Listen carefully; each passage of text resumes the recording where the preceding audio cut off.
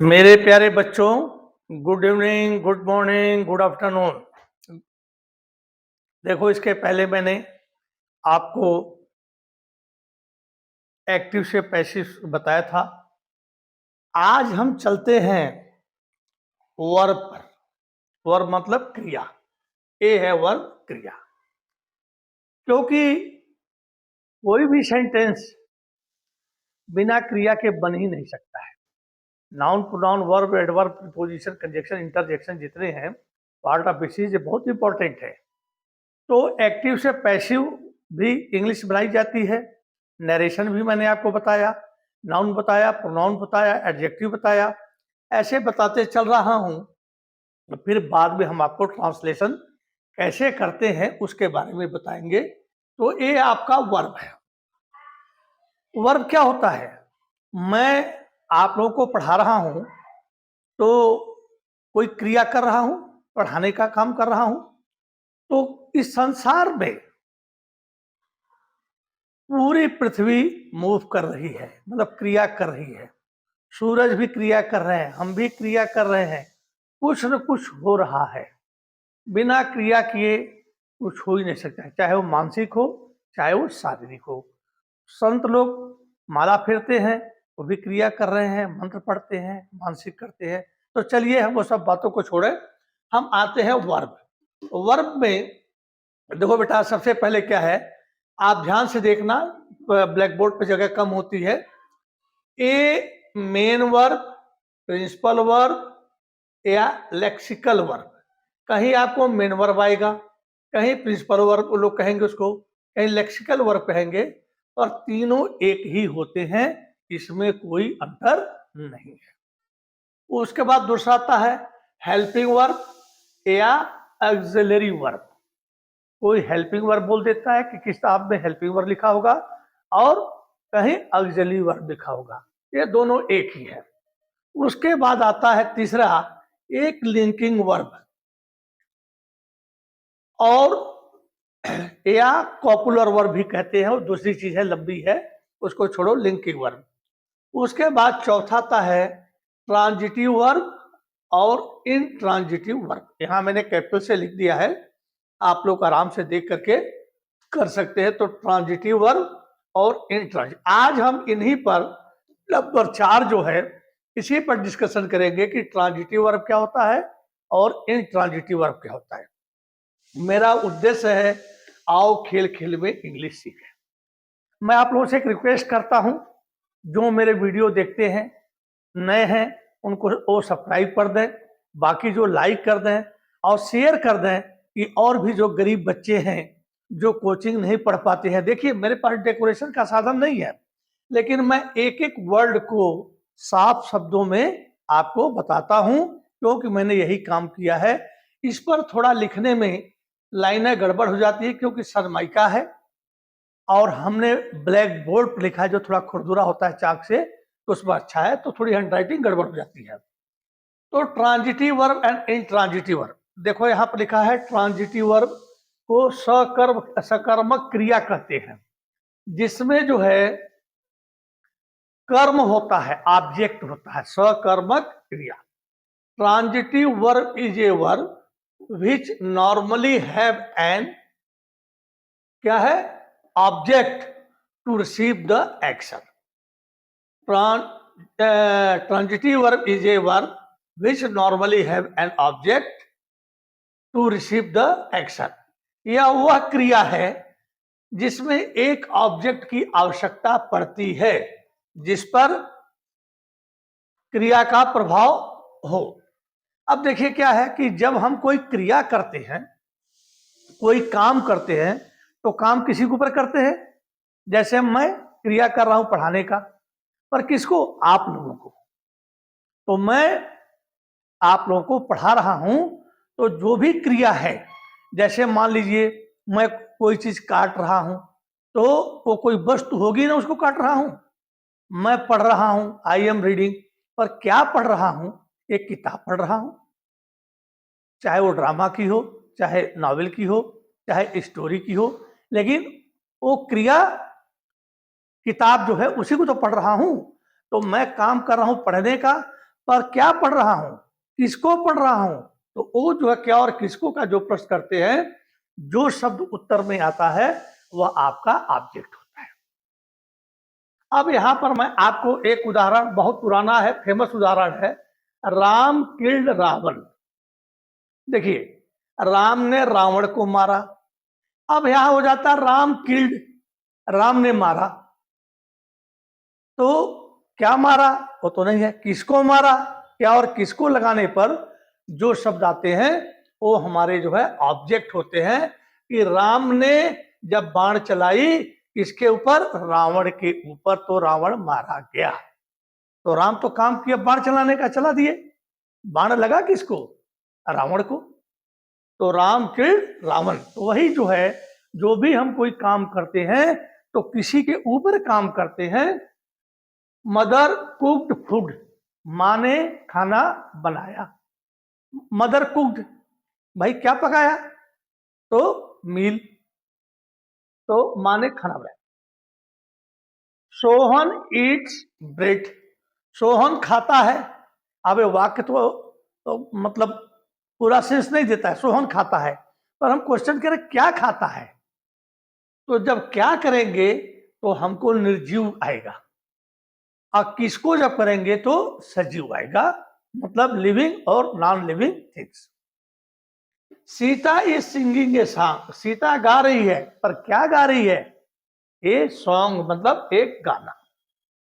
तो जो transitive verb है उनमें जब वाक्य हम बनाते हैं, सकर्मक क्रिया होती है, तो उस वाक्य में एक ऑब्जेक्ट, एक या दो या कुछ कई ऑब्जेक्ट हो सकते हैं, पर कम से कम एक ऑब्जेक्ट तो होता ही है, चाहे डायरेक्ट ऑब्जेक्ट हो चाहे इनडायरेक्ट ऑब्जेक्ट। उसके बाद इंट्रांजिटिव अकर्मक, ए सकर्मक था, ए अकर्मक है। The verb used without object is called intransitive verb, वह क्रिया जो बिना ऑब्जेक्ट के, वह वाक्य जो बिना ऑब्जेक्ट के पूरा हो जाता है, ये कहता है ना, द वर्ब यूज्ड, वर्ब को प्रयोग किया जाता है विदाउट ऑब्जेक्ट, वर्ब होगा और उसका ऑब्जेक्ट नहीं होगा, यह इंट्रांजिटिव वर्ब है। जैसे ही गोज, वह जाता है, तो क्या जाता है, किसको जाता है, प्रश्न ही गलत है, वह जाता है, खत्म। ही वेंट, वह गया, क्या गया, किसको गया, कोई मतलब नहीं है। ही स्लिप्स, वह सोता है, क्या सोता है, किसको सोता है, इसमें प्रश्न लग ही नहीं सकता है। I will go to Delhi, मैं दिल्ली जाऊंगा, क्या जाऊंगा, किसको जाऊंगा, कोई मतलब नहीं है। मोहन इज वॉकिंग, मोहन टहल रहा है, क्या टहल रहा है, किसको टहल रहा है, मतलब कहने मतलब है ये जो है इंट्रांजिटिव है, जिसमें ऑब्जेक्ट है ही नहीं। और ऊपर जो था Ram killed Ravan, Sohan eats bread, Sita is singing song, some में सॉन्ग, ब्रेड, उसके बाद रावण, यह तीनों जो है ऑब्जेक्ट है। अब बच्चों ये देखिए, नोट में मैंने लिखा है, जब क्रिया में क्या लगाते हैं तो उत्तर में जो शब्द आता है वह डायरेक्ट ऑब्जेक्ट होता है। जब हम क्या लगाएंगे और उत्तर में जो आएगा वह डायरेक्ट ऑब्जेक्ट होगा। तथा क्रिया में किसको लगाते हैं तो उत्तर में जो शब्द आता है उसे इनडायरेक्ट कहते हैं। Direct object non living things, और इनडायरेक्ट ऑब्जेक्ट जो है living things.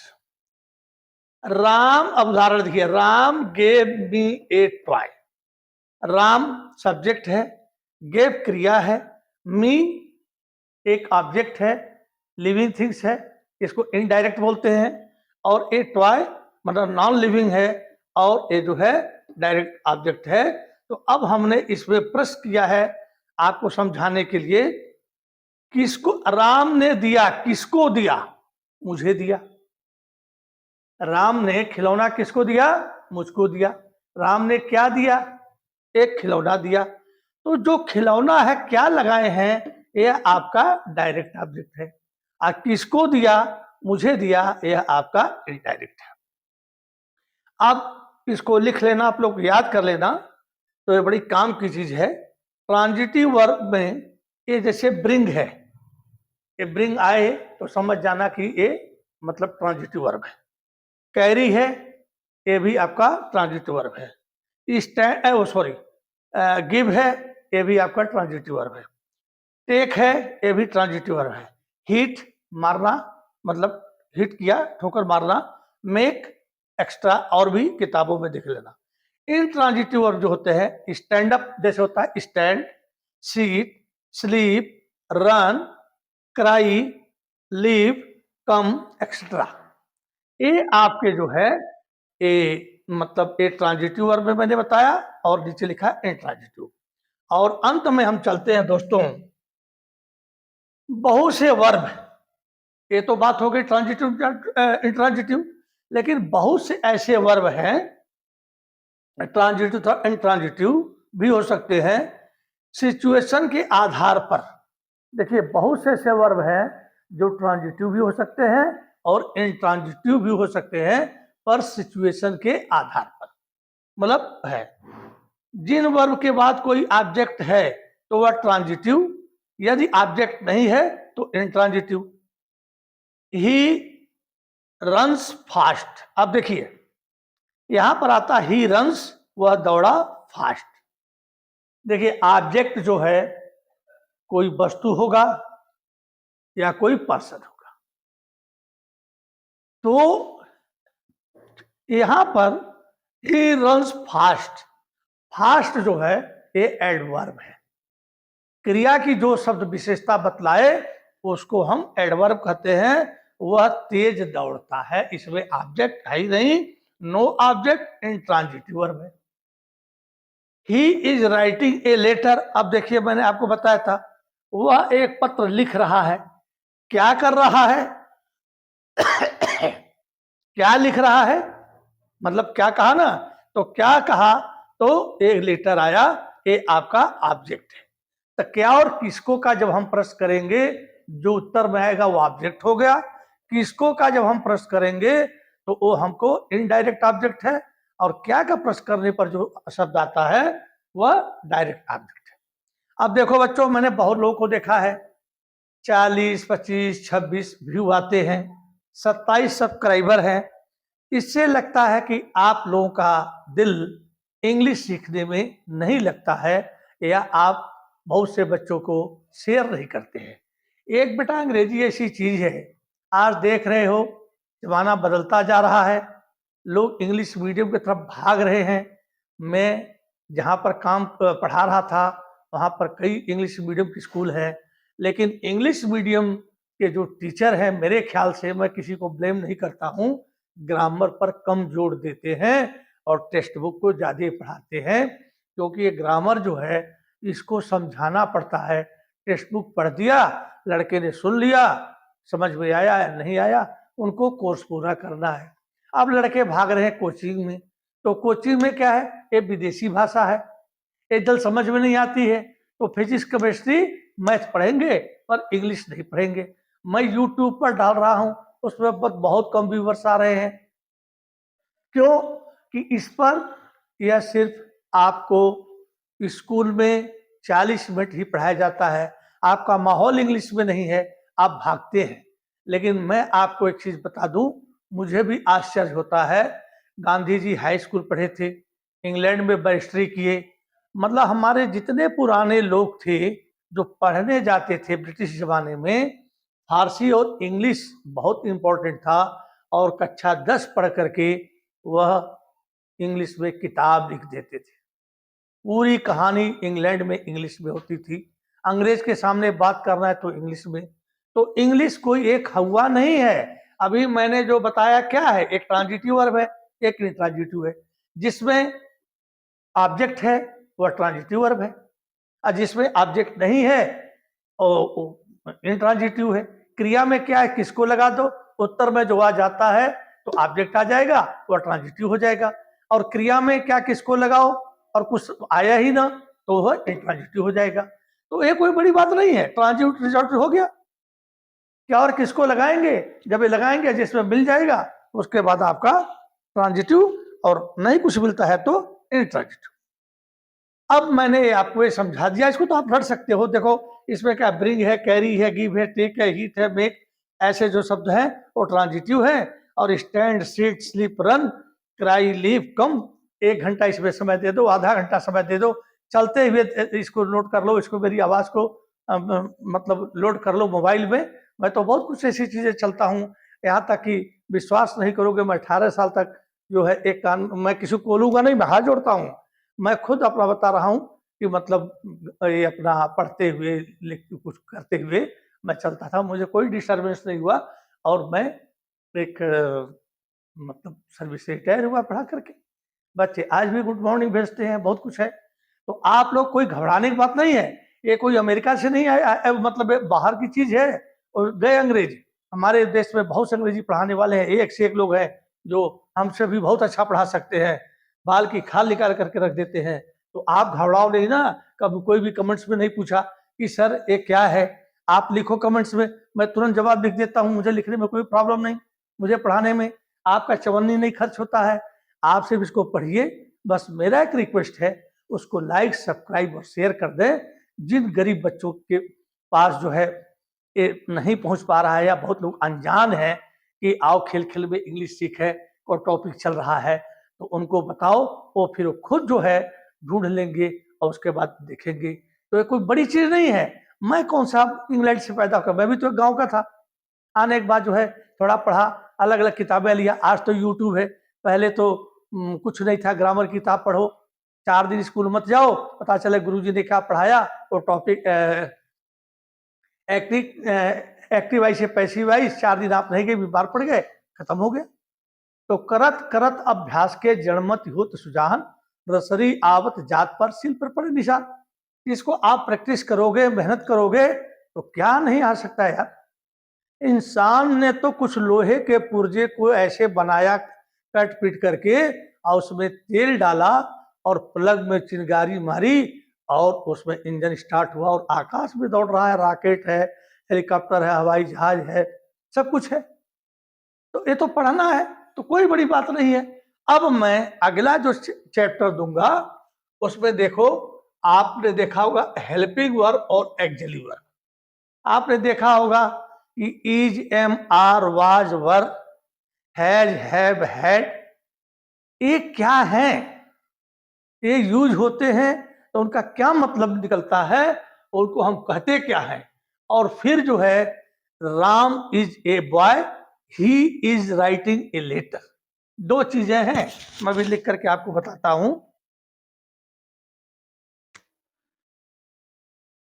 Ram is a boy, he is writing a letter. यहां भी देखो बेटा इज है और यहां भी इज है, पर यह इज को कुछ अलग कहते हैं और इस इज को कुछ हम अलग कहते हैं। क्योंकि यहां जो इज है, राम एक लड़का है, काम खत्म, इसमें कोई काम नहीं हो रहा है। लेकिन इसमें वह एक पत्र लिख रहा है, तो इसमें काम जो हो रहा है लिखने का, इसमें कोई काम नहीं है। तो फिर इज को हम क्या कहेंगे और इस चीज को क्या कहेंगे, यही हम आगे आपको बताएंगे। और उसके बाद जो है आपका जो है वर्ब खत्म हो जाएगा। और जितना जल्दी आप लोग सब्सक्राइब, व्यू ये सब कर देंगे फटाफट, लड़कों से मिल करके देखो यार, पढ़ो, इसमें कौन सा पैसा देना है, लेकिन उन्हीं लड़कों से कहना जो पढ़ने में इंटरेस्ट रखते हैं। मैंने देखा है कि आजकल 70-80% जो है बच्चे इंटरेस्ट नहीं रखते हैं, क्योंकि ये पढ़ाई जो है ये कोई नाच गाना या पबजी नहीं है जिसमें मजा आएगा। हाँ, एक दिन जब आप पढ़ लोगे तो पबजी खेलने वाले आप लोग कहेंगे यार तुम्हारी तो किस्मत चमक गई, हम तो ऐसे ही रह गए, बेकार घूम रहे हैं। अरे तुमने आज चमका ली पबजी खेल करके, लूडो खेल करके, मैंने तो नहीं खेला। जिस दिन आप एक अच्छे इंसान बन जाओगे, एक अच्छी सर्विस मिल जाएगी, तो उस दिन आप एक अधिकारी बन जाओगे, एक अफसर बन जाओगे, और वह भाई साहब लूडो और पबजी में रह जाएंगे। उस समय आप लूडो खेल लेना और पबजी खेल लेना, जिस समय आपका काम खत्म हो गया। क्योंकि हर चीज का एक उम्र होता है, पढ़ने का एक उम्र होता है, एक छोटा सा बच्चा जो खिलौना खेलता वो उम्र होता है, एक उम्र होती है नौकरी करने के बाद, एक उम्र होती बुढ़ापे में पेंशन खाने के लिए। तो हम जो है नौकरी करके उम्र खत्म हो गई है, पेंशन पर है, इसलिए आप लोग जो पढ़ो और सब कुछ देखो। बच्चों इसी के साथ जय हिंद, जय भारत, वंदे मातरम। थैंक्स बच्चों, ओके, बाय बाय।